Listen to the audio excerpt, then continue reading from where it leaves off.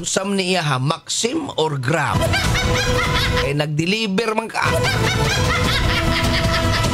Gayaw-yaw lang din siya. Okay. Alis, sige.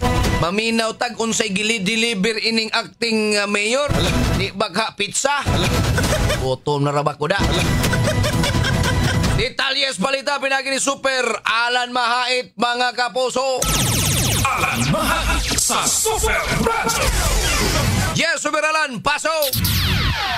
Acting Mayor Raymond Alvin Garcia ang ibabati sa State of the City Address sa kagahapon sa buntag sa Hawanan diya mismo sa Konseho sa Dakbayan sa Sugbo. Din yang giklaro nga doon sa mga achievement nga nahimo ilabina diya mismo sa legislation. Din pipila ka mga ordinansa ang yang napalabang din siya mga amahan sa gipalabang nga ordinansa ang Heritage District din mismo sa Dakbayan sa Sugbo. Din nag-create kini siya usa ka Cebu City Cultural Historical Council din mismo sa Dakbayan sa Sugbo.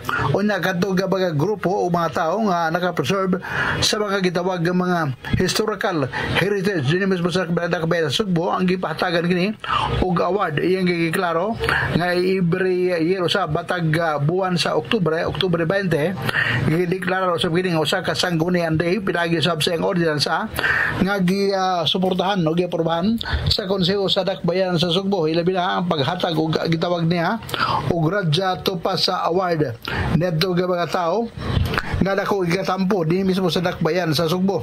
Iya sa ginapasar ang naisgutan nga ordinansa ang gitawag nga gratuity alang mismo sa mga job order employee lakip ni ang Service Premium Award gumikan wala man kini sila mga bonus nga madawat matag Mayo human November hinungdan nga gipalabang ang naisgutan nga Service Premium alang sa mga kawani human gratuity alang mismo sa mga job order employee din mismo sa Dakbayan sa Sugbo. Din pinagi nini nahimong patas alang kaniya ang paghatag og kaygayunan sa tanan ng mga kawani sa Cebu City Government ma-regular man kaswal o mga job or library din mismo sa Dakbayan sa Sugbo. Ako Alan Mahait sa GMA Super Radio DYWS dapat to.